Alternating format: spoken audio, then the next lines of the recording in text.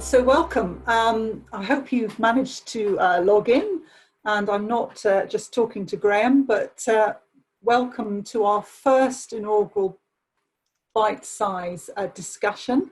My name is Sandra Nicholson, and I am chair of ASME, and I welcome you to our first live bite-size. This week we released our podcast, and we're going to be talking about that a little bit later on. This session is scheduled to last for about approximately 45 minutes, but obviously you're welcome to come in and leave as you please.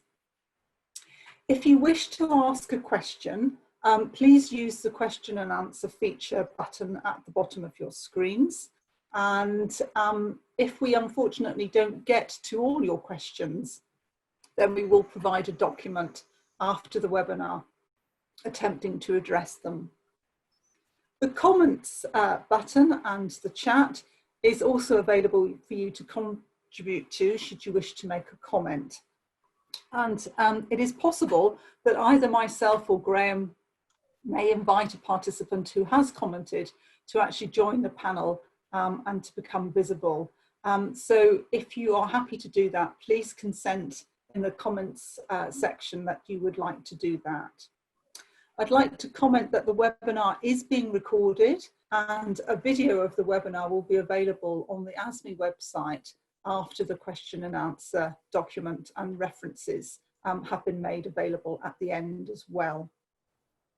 If you are having any technical problems, please email us at bitesize@asme.org.uk rather than adding to the comments field, and we will try and address those issues for you. So it leaves me to say really that this is really an opportunity for us to share some ideas and good practice, for you to ask questions, and for us to find the answers probably through you. But we will facilitate a conversation for you. So please let me reintroduce Professor Graham Easton, a colleague of mine at Queen Mary University, and was the practitioner who presented his ideas during the podcast. And what we've done is thought about an opening question that has been submitted to us through the question and answer section. And it is from Dr. Kate Owen from Warwick. And she asks, have other schools amended their consultation observation tools for use in telephone and video consultations? I'd be interested to know what kinds of changes and additions have been made to these. And I just wonder, Graham, if we could use that as our first initial question, just to sort of get us started. Yeah, welcome everyone. Thanks, Sandra. I think this is a really good question, and I'll come clean and say we haven't yet, certainly not around video consultations, but it's absolutely, I think, going to be crucial in helping us give decent feedback, perhaps using it in terms of assessment as well, but certainly in terms of learning and reflection for learners. One thing came to mind, though, that the RCGP, the Royal College of GPs, has an audio cot, which is now embedded and aligned with the new curriculum they're using. And we've created a list of resources and references, which will go round to all of you afterwards. And I've put a link to that on there, which might act as a bit of a trigger for ideas. They also say, the RCGP, that it could be used for video as well as audio consultations. Looking at it, I think there's stuff that I would add. I mean, so just to kick things off, you know, Sure. I think it would have to include some of the skills that we were talking about on the podcast, and some of them fairly basic stuff around, you know, introductions, making sure you're clear who is in the room with you, where you are. Are you in the middle of a supermarket, or are you at home? If so, who's with you? So has there been that appropriate introduction and checking, and the issues around consent and confidentiality, checking the technology.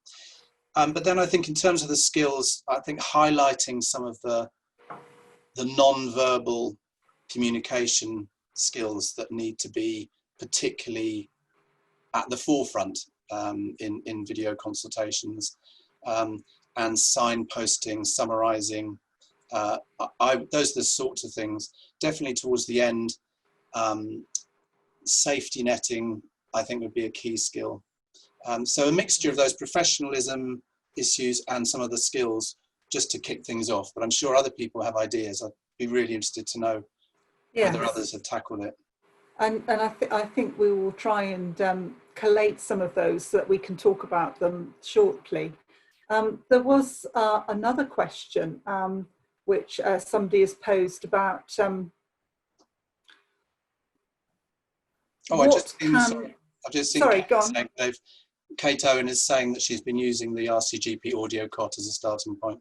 So that's good, that's the start. Okay, that's great. Okay. Did you find it useful, Kate? Yes, good. Sorry, Sandra. That's all right.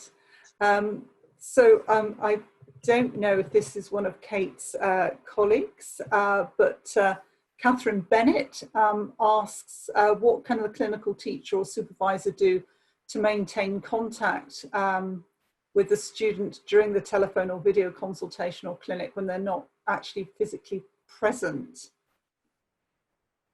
Well, that's a really interesting question.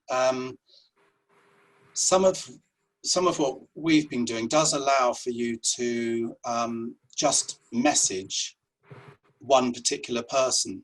So you could in theory, through a directed chat, talk directly to the student while they're doing the consultation online. We've certainly used that. I haven't done that with a student, but we've certainly used that with the actors and the simulated patients. And it's been really helpful, actually, because that's something we can't do face to face. We can't freeze everything and whisper in her or his ear. But online, you can have a chat saying, can you just back off a little bit? Could you explore this? Maybe perhaps go a bit easier. And that's been really helpful. So yeah, that sort of thing. And then I think usually it's using the space for debriefing afterwards. I mean, we would usually use a similar format, whether we've done telephone or audio or video consultations, and debrief afterwards one-to-one, either on that platform or on a separate platform. It is quite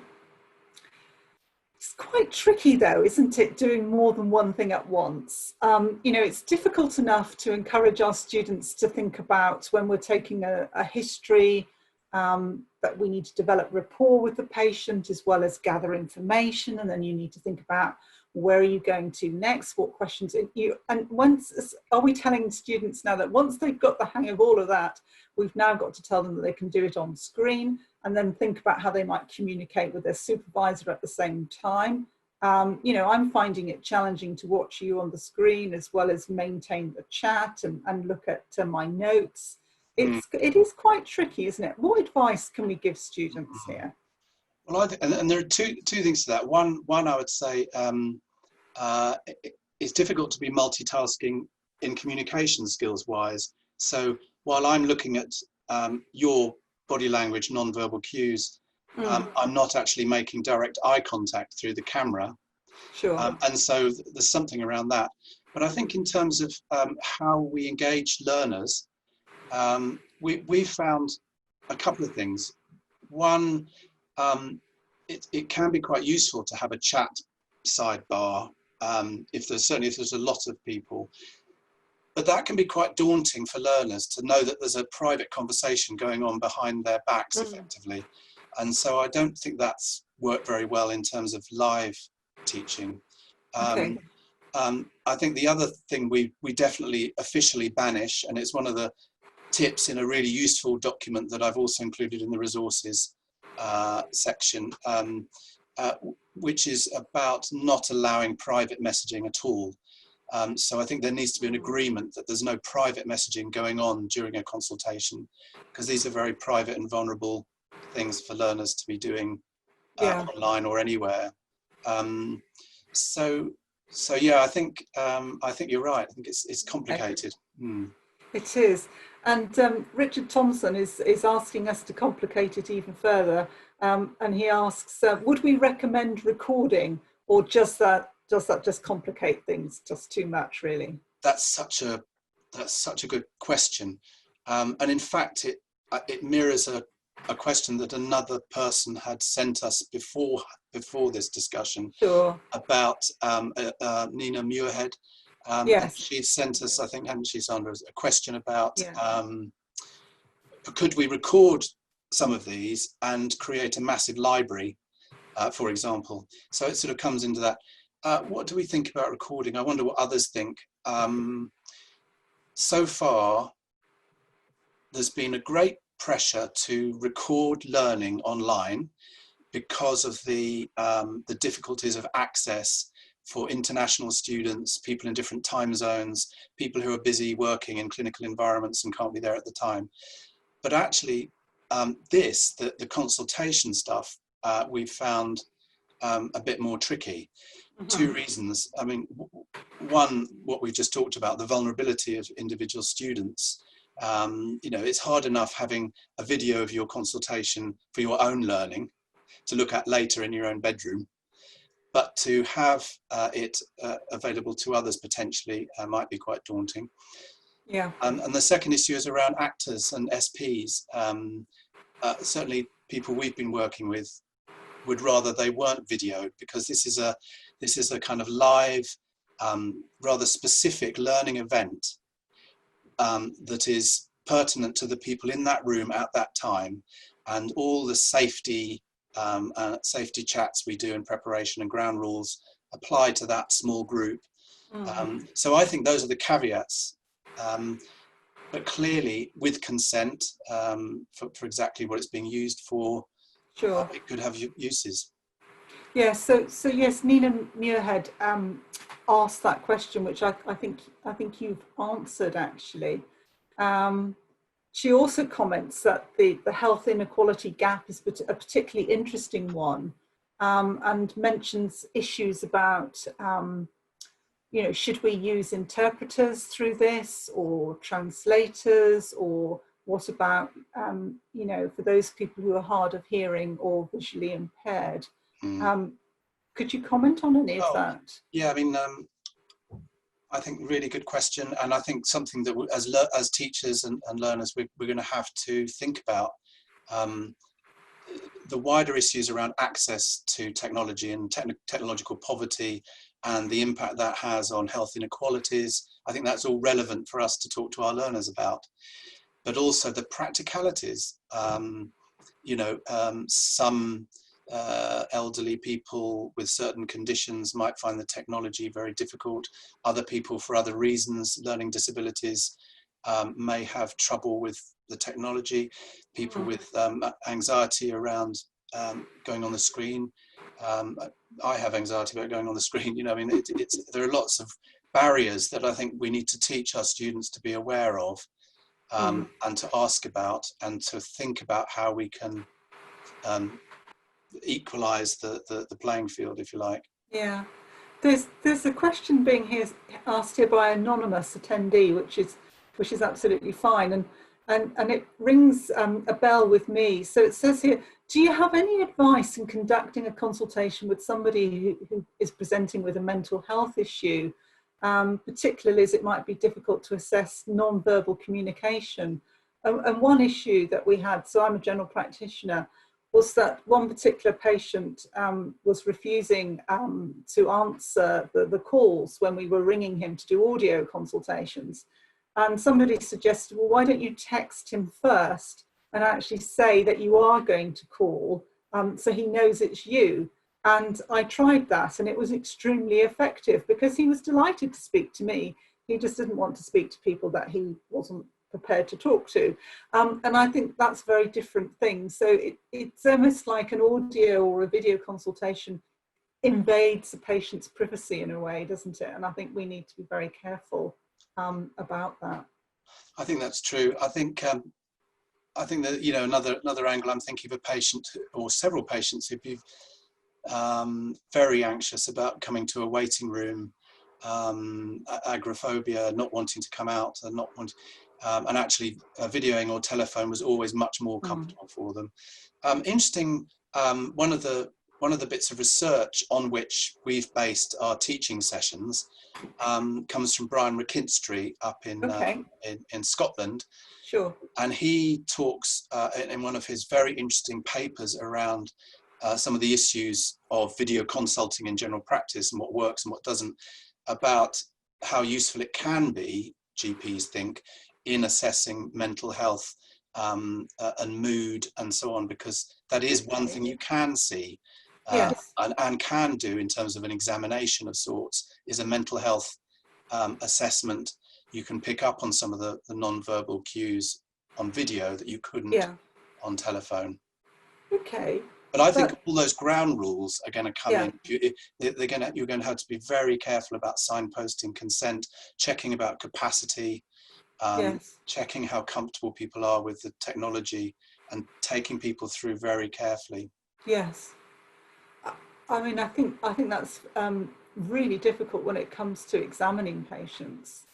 And I don't know about you, but I sometimes find the speed of a video consultation goes far quicker than it would do if they were sitting with you in the consulting room. So they're feeling very comfortable. They want to show you what's bothering them in terms of a rash or something, and before you know it, they've started taking their clothes off. And I just think, well, now hold on a minute. Normally I would say to them, this is what I would like to do at this point. Is it okay with you? And that's all gone by the way, because they're sitting there with very little on or whatever, trying to show me what's wrong with part of their anatomy. And I just, how do we slow that down? Goodness, yeah, that's really difficult. And something I picked up on a recent forum somewhere of GPs was how people, oh no, it was an article in BJGP Life, and it was about the cognitive overload of remote consulting, and how GPs and others have had to adapt the way they approach the consultation from sort of type 1 to type 2 thinking, in other words, automatic, to more reflective, because these are not processes that we're used to. But one of the comments being that very often in telephone consultations, they can become more transactional than relational. So people tend to have a list, more of a list perhaps than they might otherwise. And I wonder if some of those techniques we teach around managing lists, i.e. getting them up front and all the rest of it, might be particularly pertinent to learners learning about remote consulting, i.e. setting an agreed agenda for what we're going to tackle today. Our colleague Anita Berlin, who's Professor of Primary Care Education at Queen Mary, she made the point that actually one of the benefits of remote consulting seems to be that it's easier to terminate consultations, not in a nasty way, but in a time management way. But maybe some of those techniques we need to be clear about when we're teaching these sort of things. Yes, I think that's very wise advice about getting it clear between you and the patient what it is that the list is to start off with. I was caught out by that only earlier this week, where yes, you know, we'd gone through the whole consultation. The patient had sent a very lovely picture through the internet for me so that I could see what was concerning her. And then I was just about to tell her, she said, oh, I would also like to show you this. And I'm thinking, well, we're going to have to go through all the rigmarole of how we've done those pictures. And there just isn't time for all of that. Whereas if I had asked her earlier for the priority list and had got that agreed, I would have avoided that. And of course, that's a classical skill, isn't it, that we teach our students. And I had failed on that occasion to do that. So yes, there's a comment from our one of our students, a fourth year clinical student from KCL, from Tanya Osman, who says, are there any projects or pilots taking place out there teaching consultations?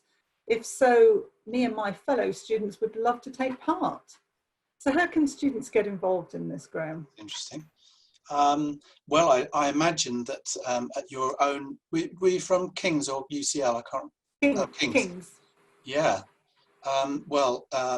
My colleague Anne Stevenson and others at King's.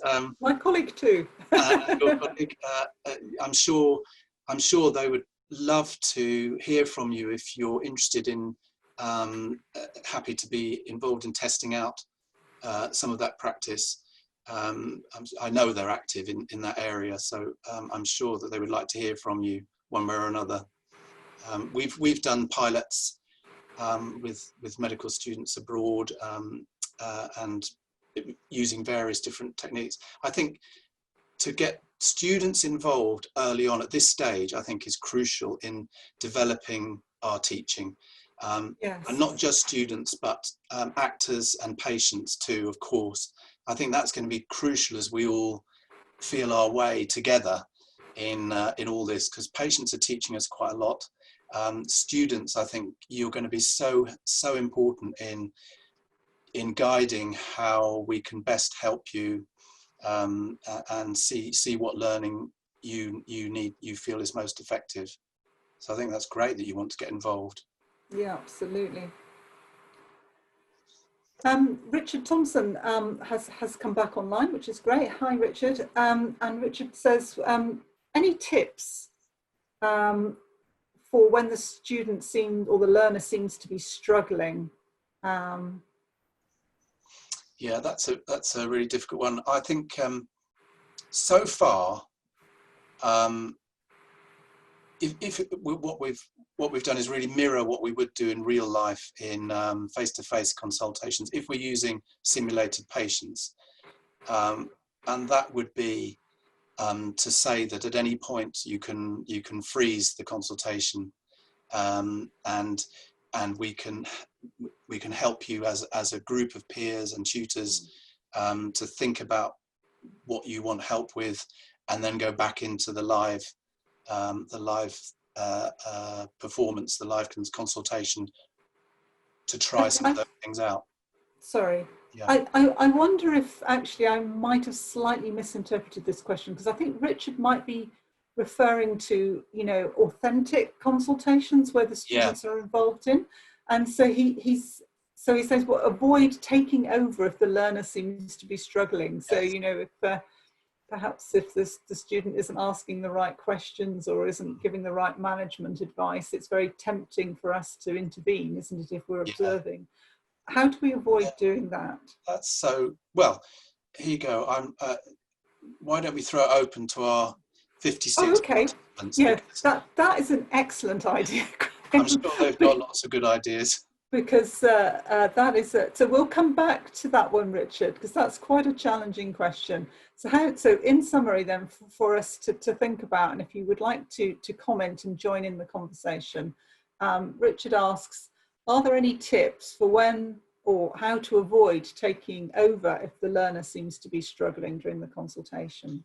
And I think, just while you're all thinking about that, hopefully, and maybe just giving us some ideas, I'm sure there isn't one way of doing it. Yeah, the worry is undermining people in front of patients, isn't it? Absolutely. Yes. You don't want any of that. Exactly. and reducing their confidence and making them feel less like a real practitioner and all the rest of it. Tips on how to do that, I think, would be incredibly helpful. Okay. Whilst we're waiting for people to think about that, I'd just like to introduce Sonam from, so she's from Portland, Oregon. So welcome, hello. And she comments that she's a rheumatologist and that she's been developing a telemedicine curriculum. And is there any resource that you would particularly recommend to develop this formal curriculum for students? I know you're going to put some resources up at the end. Is that included within that? Yes, and I'm just looking at my own screen to remind myself so I get it right. It's on Sonam. We're going to send you around this list of, it's sort of 3 pages of A4 with some resources that we've referred to, some useful references, hopefully, that will help you in developing this sort of teaching. I think one of the most helpful ones I've seen, which came from a colleague who had heard about it through the UK Council on Clinical Communication, is called Top Tips for Delivering Communication Skills Teaching Online. And it's by EACH, which is the International Association for Communication in Healthcare. And they've got some really good ideas there about developing a curriculum in this area, and some tips on the practicalities of how to deliver it, and so on and so forth. So there's one, but you may find others in that list. Okay, that's really helpful. I'm not sure if James Piper, who's an acute teaching fellow from KCL, is commenting on our question that we posed, or whether he's making a comment at any rate. But what he says is that the key to success is going to be developing an online student mentoring tutoring program alongside clinical work. I mean, would that be something which would familiarize students with this process, so it allows the whole situation to be much more relaxed rather than something novel? Yeah, well, it's really interesting. We've been quite active in this. I'm sure others have too, in developing online support for our students on placements at the moment, our students who are volunteering in the NHS.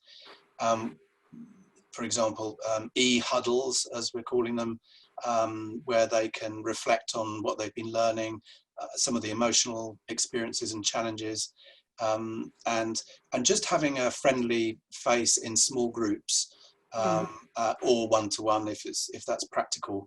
I think that's going to be crucial, and I think part of that's going to be helping students and learners in how to learn in this new environment. I think that's going to be really key. Where the opportunities are students about to go out on, well, we hope they're going to be out on placement, and if so, how will they be able to join in on virtual clinics? Will they have to be on site to do that? How many at a time? What sort of supervision can be offered? So I think all of that stuff through that support. So we have a response to Richard's question from Tanya Osman, and it's from a medical student's perspective, and she says that personally she thinks clinical teachers are encouraging us to freeze or to take time out when we get stuck is super helpful, and she gives a personal example of that, and it's interesting that the time out was what I was going to suggest, but it probably needs to be very carefully facilitated within a live consultation. But I think if there's 3 of you on that consultation, and obviously the patient is aware that you are there as well, then I think that helps intervention come more naturally and can be seen as like sort of super facilitation, really, rather than overriding or undermining the student's activity. Yeah, I think so, and I think encouraging what would effectively be a professional conversation at that point. So tell me what you're thinking, how might this go next, rather than critiquing or criticizing. I think that's crucial. I think so long as the patient is aware that that relationship's happening, or might happen at any point, we might stop to think together about this. I think that's important to say that at the beginning. Okay. And there's quite a lot of chat going on now in the chat column about advice for what we can do or what we shouldn't do at this point in time. So thank you for people contributing to that. So I'm just going to have a look and see have we got any more questions. So this is a really challenging area, I think, in video consultations.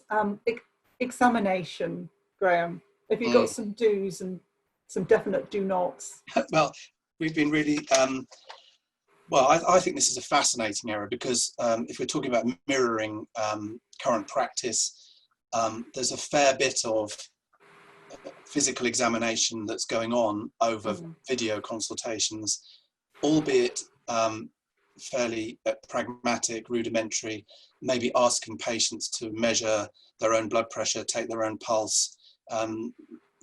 You were even talking, Sandra, about sort of getting patients to feel for edema in their lower legs, for example.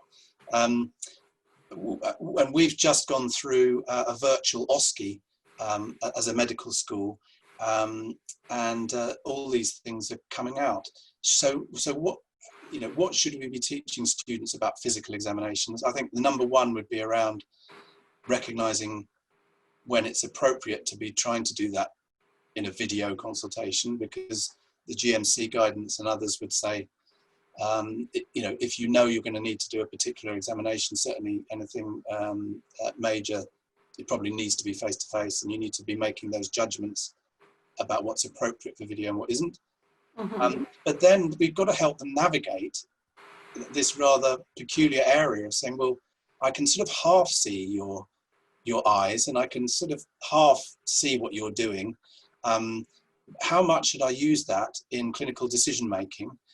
I think that's really quite advanced stuff, and probably something we need to be thinking about for students, but certainly for postgraduates.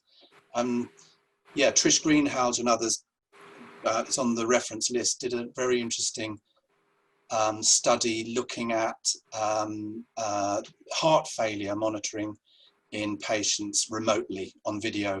And I think these were practice nurses or clinical specialist nurses doing the consultations.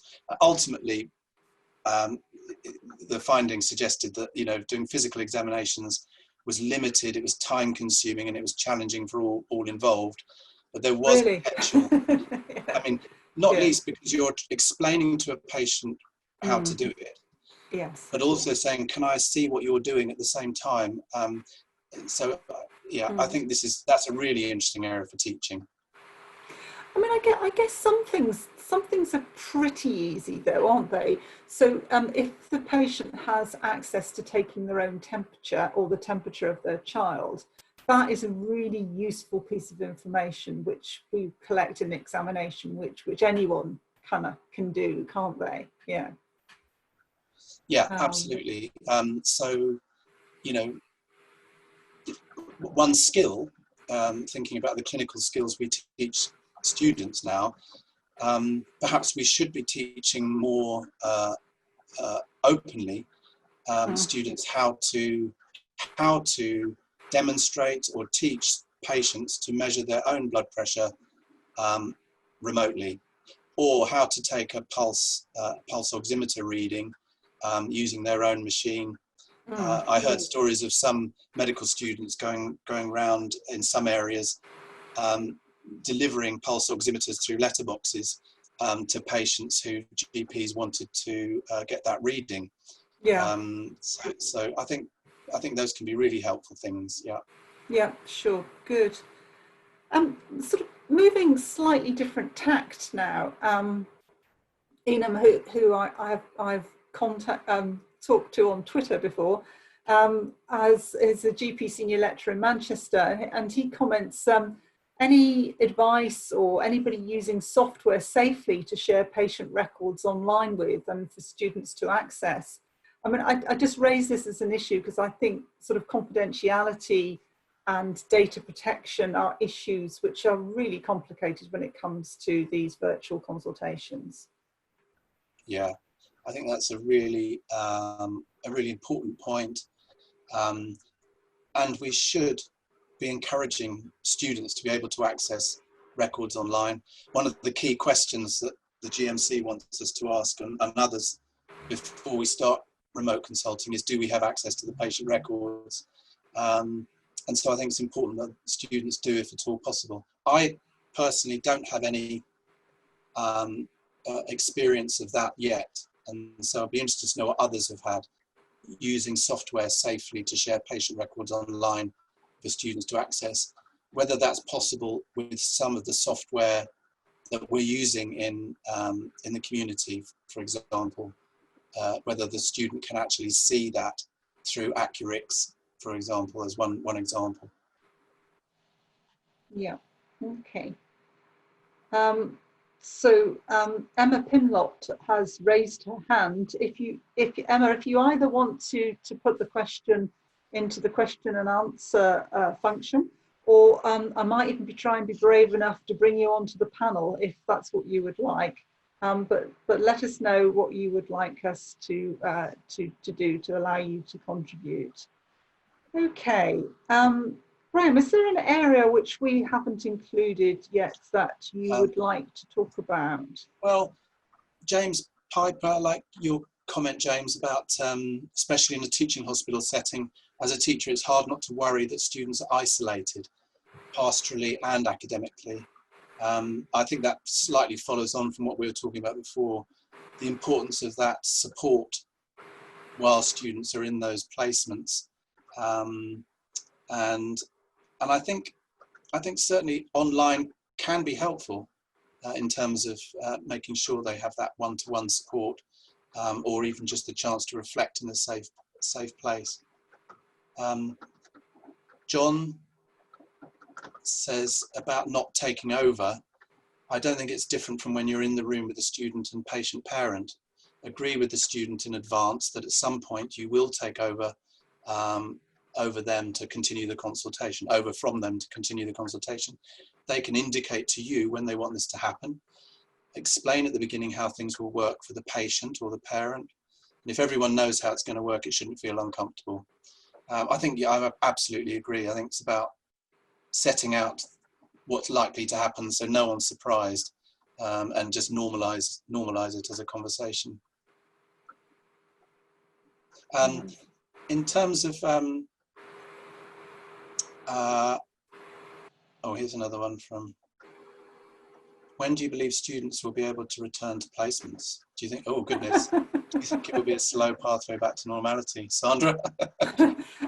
If the anonymous attendee, are you trying to sneak in questions which I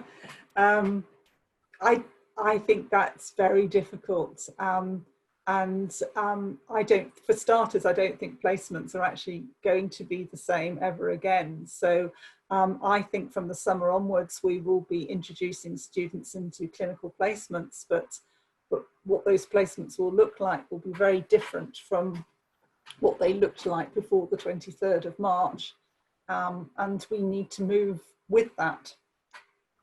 And I think alongside authentic clinical placements, activities such as what Graham has been talking about are going to be absolutely essential. I think we're thinking already about how we can support students in that pastoral role and from their learning online and remotely. There are real benefits with that, because suddenly you can have, take our example, someone in Southend, you know, supporting someone in Whipps Cross or in the centre of London, which we couldn't do before. So there are bonuses in that. I think there'll have to be, because the capacity for teaching is going to be severely compromised, given everyone's going to be very busy in the clinical environment for some months and years probably to come. We're all sort of anticipating that we're going to have to think carefully about how many students will go at once, whether there is going to have to be some sense of, you know, rotoring, whether some of the placements may have to be a bit more generic to allow students to get all the experiences they need in the given time. But then there needs to be support and guidance on what learning they need and how we can support them to get the learning they need. Yeah. I think it is going to be very different and very, very difficult, really. So I think this is in some ways a follow-up comment from what I have just said. So Plutarco Chiquito is saying, what's best taught through telemedicine and what should still be done face-to-face? And I think a lot of universities and medical schools are thinking of offering a blended approach, but what's the right blend? I think that's exactly what we're thinking about, and I guess everyone on this panel is thinking about at the moment, is what needs to be taught, what actually needs to be taught face-to-face, given all the social distancing restraints, because that's not going to be easy. Thinking of my area is clinical skills and communication skills, that, you know, we'll have to think about spreading all that teaching out, if it's done centrally, over a much greater period of time to make sure that we can meet those social distancing requirements. So that's one thing, but also, yeah, so maximising the opportunities in terms of face-to-face. You know, for us, clinical skills are going to be key. A lot of the process and the science behind clinical skills can be delivered online, but actually the hands-on practice is what needs to happen face-to-face. I think regarding remote consultations, I think there's a really interesting philosophical question which we're all shifting around, which is, are we teaching about face-to-face consultations but just through a video? Yeah. Or are we actually teaching about remote consulting? Yes. And I think they're two very different things. I think they both need teaching, but I think we need not to forget that face-to-face consulting is a different skill, and video consulting is a different skill. So although there may be some overlap, you know, if we get the chance to do face-to-face consulting practice, then we will. It's different from doing face-to-face online. Yes, yeah, and I think the thing for the teacher to remember is to make those distinctions transparent, isn't it? And to be clear about what it is that you're wanting the student to do, and the student then needs to understand what it is that they have to display, I think, particularly if you're assessing them. Yes. So I think that's fascinating about the assessments, because you know, for example, if you're doing skills assessment remotely, you know, it's going to have to be what we're testing is show how to, not does. You know, we're a different part of the Miller's pyramid, if you like. So yeah, I think we have to be aware of that. Absolutely. So Dylan Harani comments, do you think medical education will change in the future because of this and become better because of this situation? For example, starting to use more technology. I mean, I think that's got to be a yes, isn't it? I'm thinking it's a nice, a really good question. I think there are huge opportunities.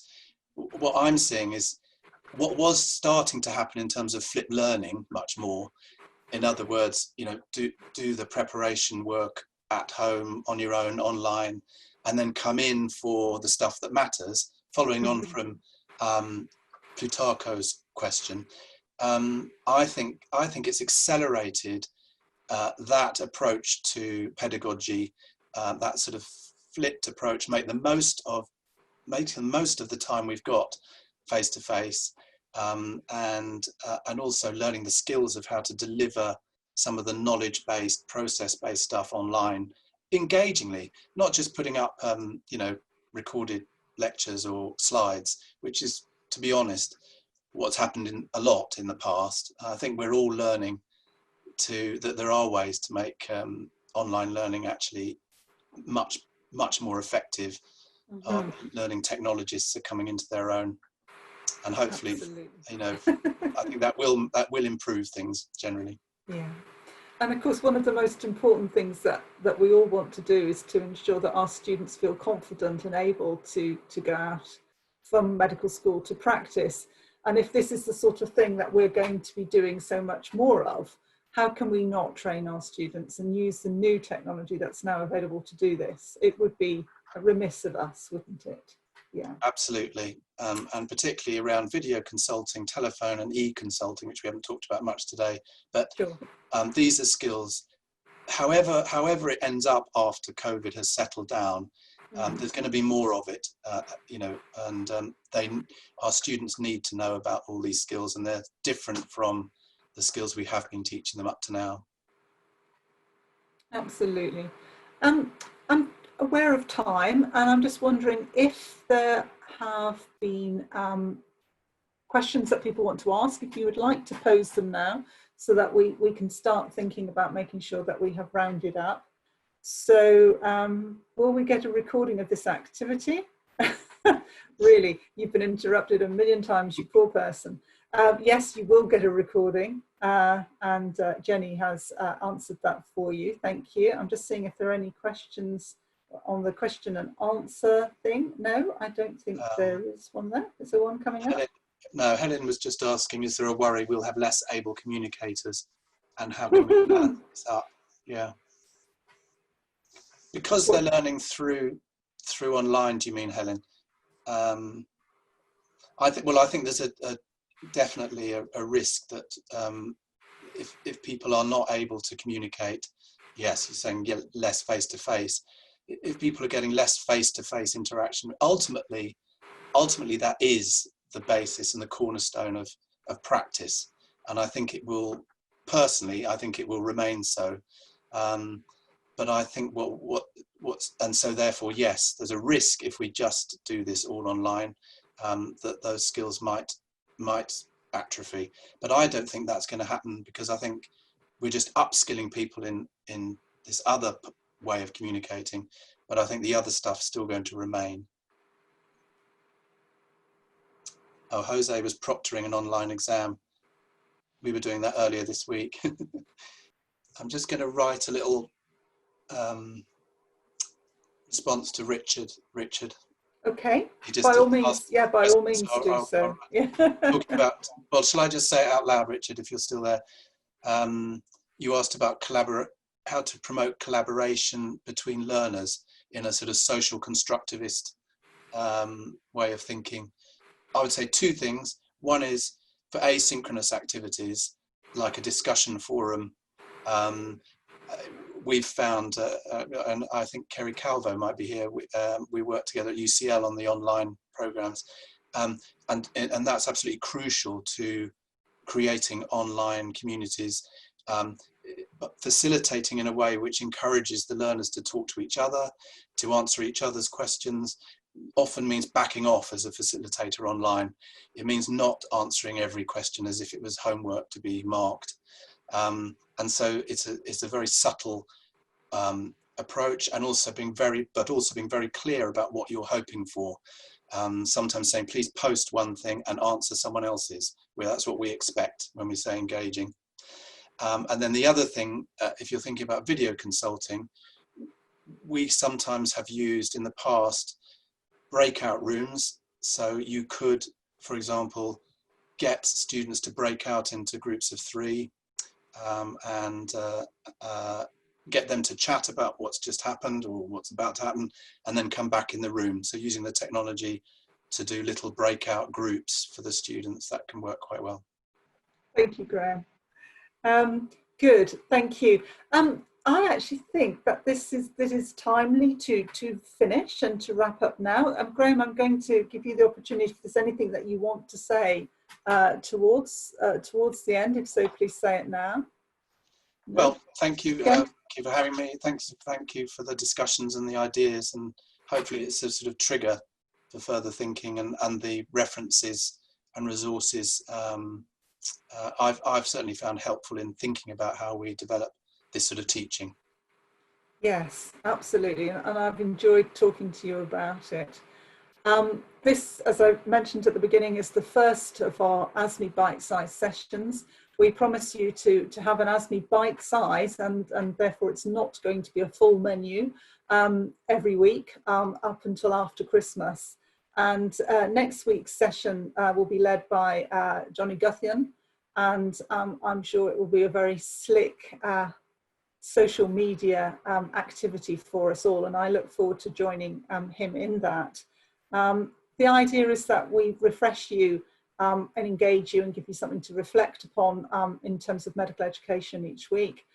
Please do contribute. You can contact us through the ASME website and also through the chat until it closes. We have an ASME bite-size email address, and you can contact us on there as well.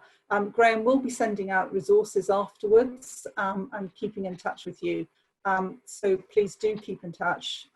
Remain well, and thank you very much for contributing. I hope you've enjoyed the session. Good evening. Have a good weekend.